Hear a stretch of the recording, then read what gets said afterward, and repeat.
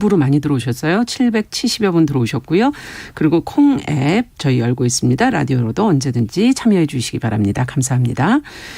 자, 그럼 첫 코너 뉴스픽 월요일과 수요일 이 두 분과 함께합니다. 전혜원 우석대 개공 교수님 안녕하세요. 안녕하세요. 전혜원입니다. 네, 조으론 변호사님 안녕하세요. 네, 안녕하세요. 조으론입니다.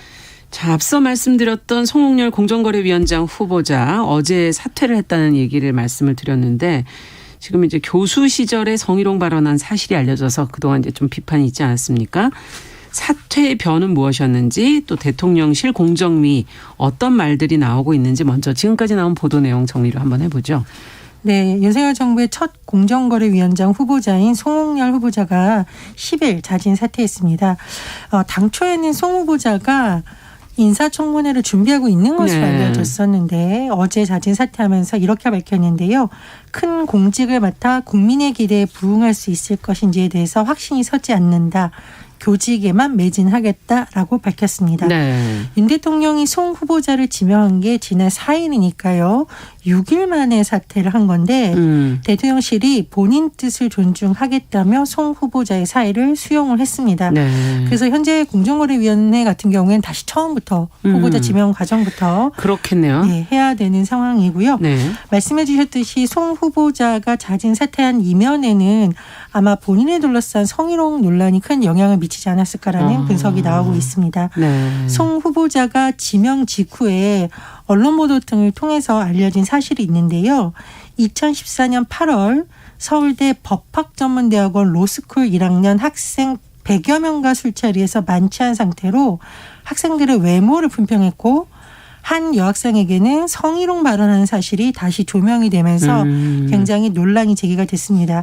그리고 송 후보자가 5일 기자간담회에서 네. 그것 때문에 제가 자격이 없다고 하시면 담담하게 받아들이자고 속으로 생각하고 있다고 말한 바 있다라고 하면서 일단 사실은 인정했었고 대통령실 해명을 들어보면은 뭐 사과를 했었다. 학교 측에서 징계까지는 가지 않은 점 등을 고려했다라고 설명을 한 적이 있습니다. 네. 그래서 정면 돌파하는 건 아니냐라고 했지만 주말을 지나면서 자진 사퇴 쪽으로 기운 것 같다는 분석들이 나오고 있습니다. 네. 어쨌든 이 부분에 대해서 대통령실 핵심 관계자에게 기자들이 물었더니 송 후보자가 학교에서 교육과 연구에만 전념한 분이니까 지금 상황에 대한 큰 부담을 느꼈을 수 있을 것 같다고 말했고요. 또 혹시 새로운 의혹이 제기되느냐 이런 물음에는 그런 게 아니다라고 설명을 했다고 합니다. 어쨌든 윤석열 정부에서 장관급 인사가 취임 전 사퇴한 것은 4번째인데요. 앞서 김인철 사회부총리 겸 교육부 장관 후보자와 정호영, 김승희 보건복지부 장관 후보자가 낙마한 바 있습니다. 네. 자, 지금 앞서 이제 사퇴 변을 이제 대신 얘기를 해주셨는데 그 내용이 적절하다고 보시는지, 지금 문제가 된 사안이 제대로 다 해결이 된 것인지, 그리고 이제 어떤 그 성희롱 발언 관련 리스크가 인사검증 단계에서 이미 거론됐다 이런 지금 보도도 나오고 있는데, 어떻게 보시는지 이 부분은 두 분께 좀 여쭤보겠습니다. 먼저 조 변호사님께 좀 여쭤볼까요? 네, 일단 송 전 후보자가 이 국민의 기대에 부응할 수 있을지에 대한 확신이 서지 않는다. 교직에만 매진하겠다라고 한 부분에 대해서는 이른 수긍할 수 있는 사퇴의 변 같습니다. 지난 그 기자간담회에서도 만약에 이 문제 때문에 그러니까 자신의 그런 성희롱 발언과 관련한 이 문제 때문에 그 자격이 없다거나 문제가 생긴다고 해도 담담하게 받아들이자고 생각하고 있다. 네. 낙마까지도 고려하고 있다. 이런 식으로 이제 밝혔거든요. 그런 것을 이제 생각을 해본다면 자신이 이제 후보자로 지명이 되었지만 국민들이나 아니면 여론들의 반응을 보니 이제 국민들의 눈높이와 맞지 않다라는 것을 스스로 생각을 하고 예. 아마 사퇴를 한 것이 아닐까 생각이 되고요. 근데 이제 다만 아쉬운 점은 이제 송 전 후보자 같은 경우에는 자신이 이제 국민의 눈높이와 맞지 않다라고 생각한 것에 반해서 대통령실 관계자 의 인터뷰를 조금 보면 이제 인사 검증 실패라는 지적을 이제 받았었던 거죠, 계속. 그러니까 그 부분에 관련해서 이제 대통령실 이제 관계자가 본인이 사과를 했고 그 사안으로 특별한 징계가 없었고 일단락된 사건으로 봤기 때문에 지나갔던 것이다. 그분이 일을 맡으면서 충분히 일해주길 바라는 게 저희 기대였다라고 답을 했다라고 하는데요. 예. 이 부분 관련해서는 굉장히 아쉬움이 많이 남습니다. 국민들이 봤을 땐 지금 인사 검증 실패 네. 아니면 부실 검증 논란을 충분히 불러일으킬 수 있는 상황인데도 네. 특별한 징계가 없었으니까 일단락된 사건으로 봤다.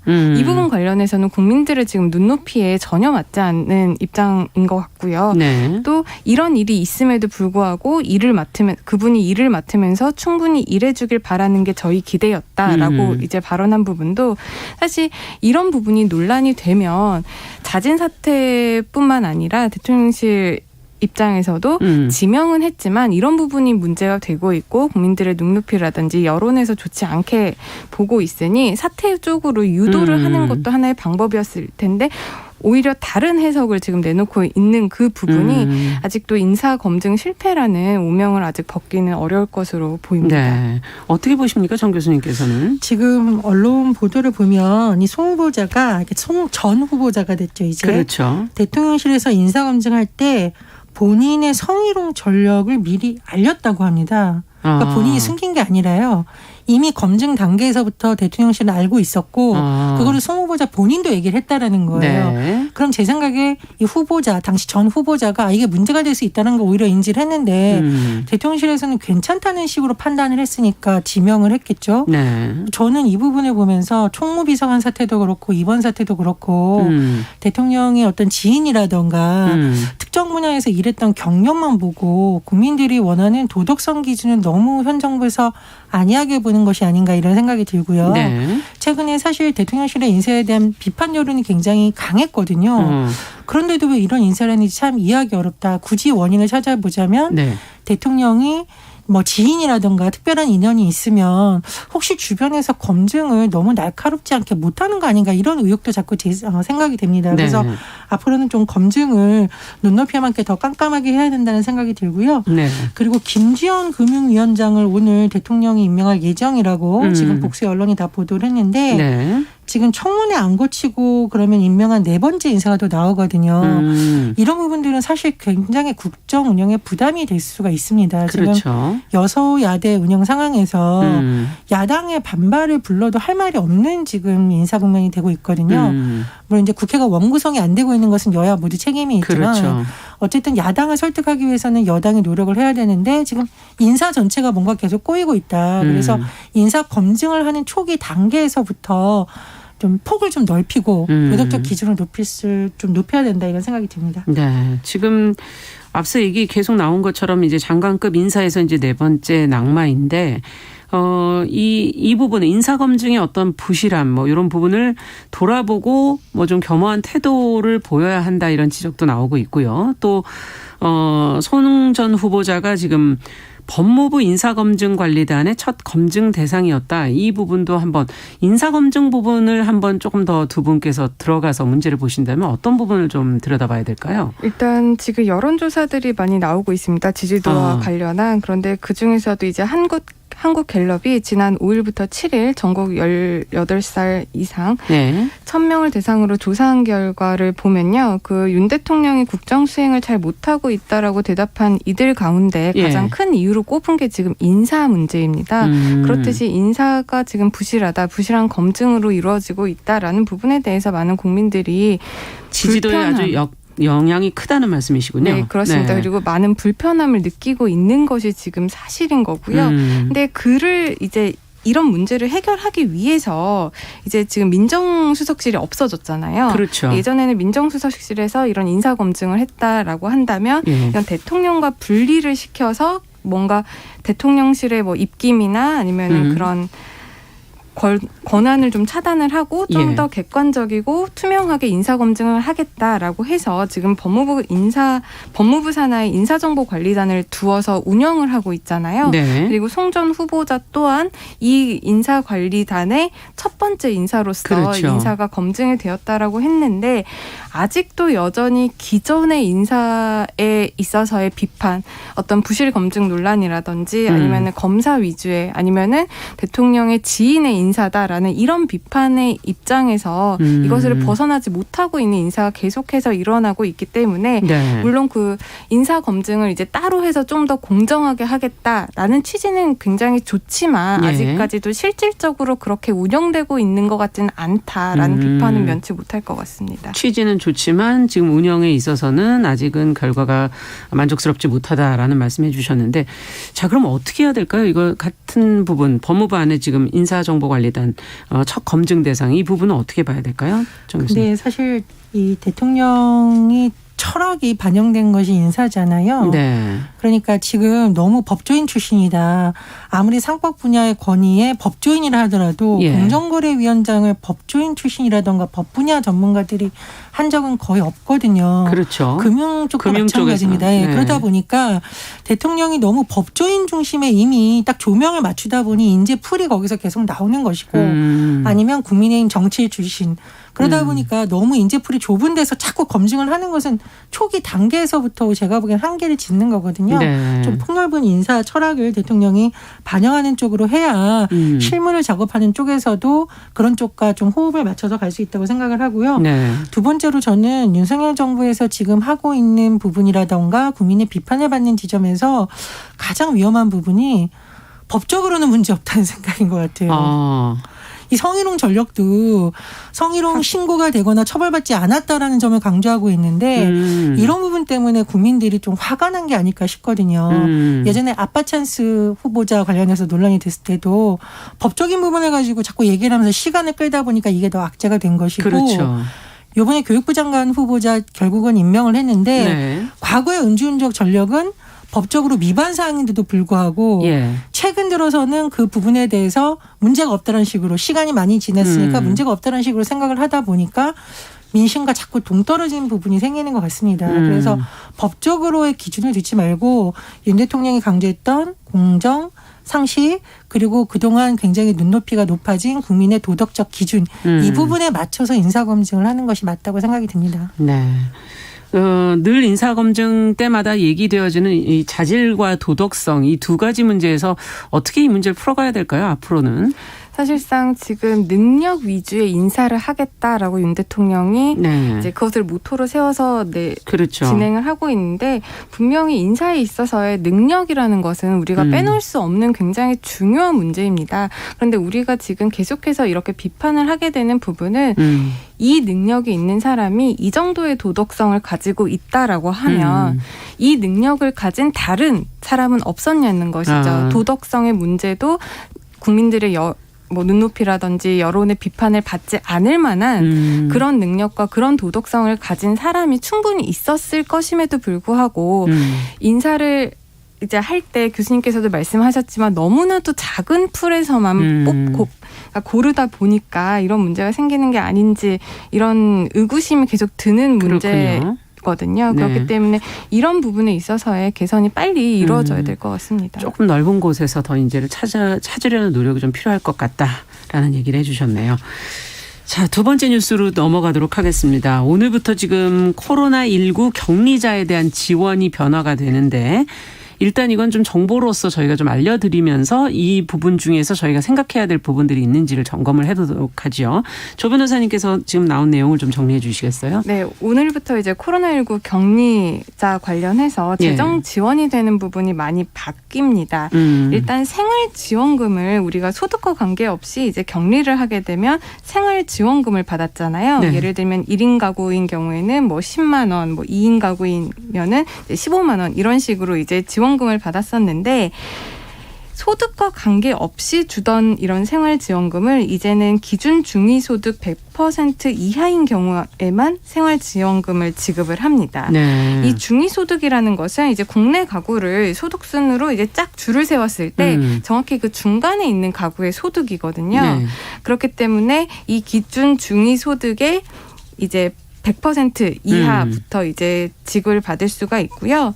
또 이 기준 중위소득을 가르는 기준이 이제 격리 시점에서 가장 최근에 납부한 이제 건강보험료를 기준으로 산정이 되게 됩니다. 예. 그렇게 본다면은 이제 4인 가구 기준으로 월 18만 원 정도의 이제 건보료를 내는 그 가구가 이제 이에 해당을 중위소득에 하는 해당이 되는 네, 거군요. 맞습니다. 네. 그리고 만약 부모와 자녀 한 명으로 구성된 이 3인 가구에서는 이제 2명이 격리 중이고 이제 부모가 각각 건강보험에 가입이 되었다면 그 부모의 월 보험료 합계액이 이제 14만 9,666원 이하면 이제 생활지원금을 받을 수가 있게 되는 겁니다. 네. 이 선정 기준 관련해서 아무래도 많이 헷갈리실 분들이 있을 텐데요. 그쵸. 이 확인이라든지 세부 문의 사항은 국민건강보험공단 홈페이지라든지 아니면 콜센터 1577 1000번을 통해서 문의를 하시면 좀 더 정확한 내용을 확인하실 수 있다. 국민건강보험관리공단. 네, 그렇습니다. 그리고 이제 두 번째로는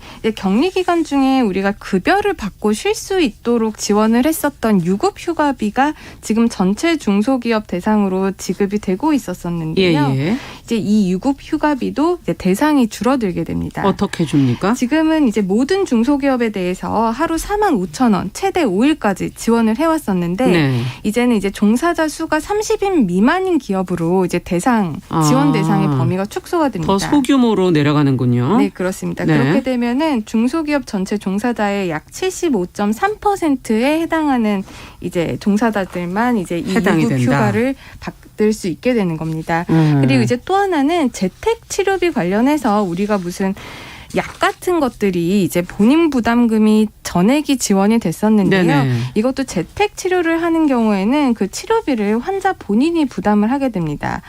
이제 올해 1분기 코로나19 확진자 1명이 이제 부담한 평균 재택 치료비를 봤더니 의원급 병원 기준으로는 한 13,000원 정도가 나왔고 약국은 6,000원 정도가 나와서 합치면 2만 원 정도 되는군요. 그렇죠. 다 지원이 됐었는데 더 이상 이제 재택 치료를 하게 되는 경우에 이제 치료비가 지원이 되지 않는다는 것이고요. 네. 다만 이제 입원 치료비 같은 경우에는 현재와 동일하게 본인 부담금이 전액 유지가 되면서 지원이 됩니다. 입원의 경우는 치료비를 그러니까 국가에서 지원해 준다. 네, 재택은 이제 지원이 안 된다. 지원이 안 된다.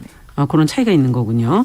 자, 지금 말씀을 듣다 보니까 생활지원금 부분에서 여러 가지 변화가 있는데 이렇게 생활지원금이 지금까지 나왔기 때문에 성실하게 또 PCR 검사를 받으시고 또 방역당국의 그 기준에 맞춰서들 많이 해오셨는데 지원이 없어지게 된다면 이런 게 좀 어려워지는 거 아니냐. 그래서 도리어 지금 더블링으로 가면서 조금씩 환자가 늘고 있는 이 상황에서 좀 더 위험해지는 거 아니냐 이런 지적도 하시는 분도 있는데 어떻게 보십니까 이 부분은?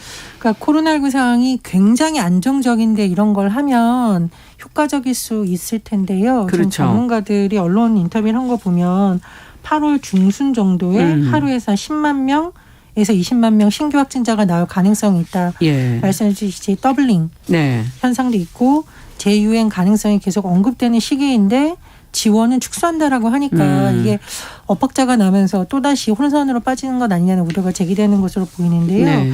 특히 저는 사실은 이제 확진자가 검진을 받고 격리를 하는 게 본인을 위한 것일 수도 있지만 그렇죠. 주변에 전파할 가능성을 빨리 차단하고 그럼요. 예, 또 본인도 빨리 검사 받음으로써 위중증으로 가는 확률을 줄일 수 있는 여러 가지 효과가 있는데 네네.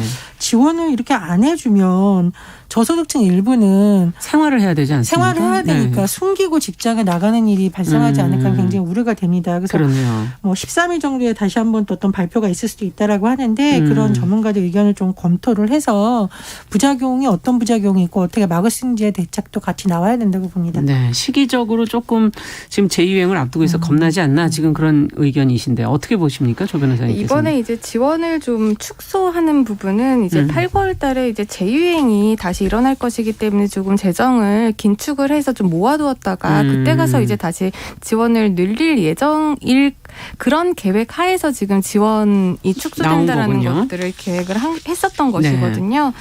그래서 이 부분 관련해서는 어느 정도 우리도 이제 재정을 좀 만들어놔야 되는 부분이 있기 때문에 어쩔 수 없는 결단이었다라고 생각을 합니다. 그리고 이 부분은 이제 당초 지난 4월 말 그 코로나19 감염병 등급을 1급에서 2급으로 하향 조정을 했었잖아요. 그때부터 변화가 된 건가요? 그러면? 네, 그때부터 변화가 되었고 또 그때부터 이런 지원 축소 관련한 계획들이 예고되었었습니다. 그런데 이제 우리가 지금 또 마치 재유행이 되는 것처럼 지금 더블링 현상이 나타나고 있고 각 전문가들이 이제 다시 재유행이 시작됐다라고 이를 알리는 시점에 공교롭게도 이게 타이밍이 좀 맞아 떨어지게 되는 것 같았어요. 그렇기 때문에 이 부분 관련해서 정부가 다시 한번 어떻게 지원을 계속 이렇게 줄일 것인지 아니면은 지원 축소 계획이 있었더라도 지금 재유행 관련해서 조금 더 지원을 다시 늘릴 것인지 그 부분 다시 한번 검토를 해야 된다라고 생각을 하고요. 네. 만약에 재유행